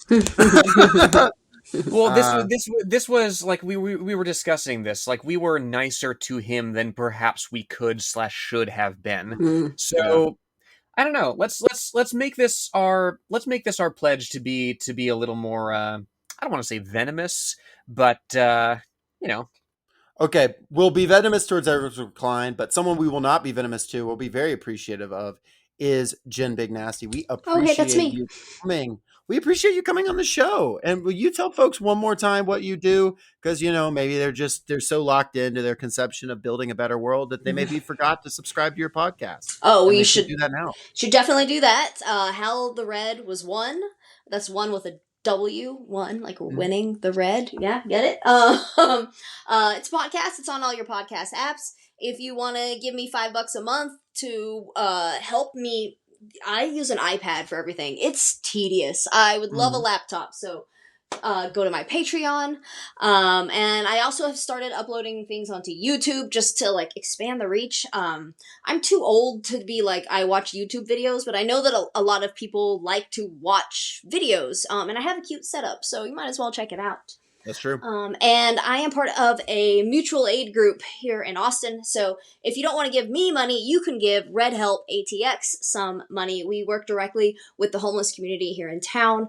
And I could really get into it, but in my opinion, the modern answer to the peasant question is organizing the homeless, the migrant workers, and the prisoners. And I think those people are so often neglected, and they are honestly the most revolutionary people in our society right now. And those are the people we really need to be talking to and educating on Marxist ideas. And yeah, so also mutual aid is just important as shit is about to really hit the fan, and things are getting so expensive and life is getting really hard for so many people that engaging in mutual aid is community building, and it is doing the work, and it is so important right now.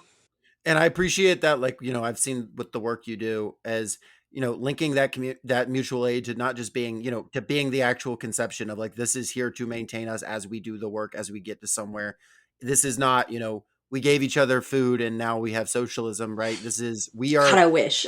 Yeah. Wouldn't it be great? Yeah. Right. This is, we are building a community together. We're growing together, and this will sustain us through the fight ahead, which is, which is the actual conception of it as the Panthers and whatnot. We're executing it. Yep. So love that, cause that's important. Lenore, do you have anything you want to close us out with here? Cause with the socialist shelf gone, will there be hope for man? Is the socialist shelf going anywhere? Is it because of the Cain and Abel joke? We just had our 100th episode. We can't stop now. Which of us is Cain and which of us is Abel? Ooh. Which one do you want to be? I mean, I want to be the one who lives, so... I see you more as they don't say the daughters' names, but you're one of the girls that's presumably their sisters that they marry. Who was, right? Because there's no other human. The Bible's weird. I was going to pick Lilith because of the stereotype, but I don't know. You could be Eve. How about Eve? Let's go. Your life itself. I get to eat fruits. Mm-hmm. Yep. I like fruit. And you're the mother of humanity. It's giving mother. That's true. It ties it back. Well, we love it. We appreciate it, folks. Folks, let's carry it. Do your best day to day to be a leaver, not a taker. And we're going to build a world that then reinforces those ideas. Appreciate it. Y'all have a good one. Take care.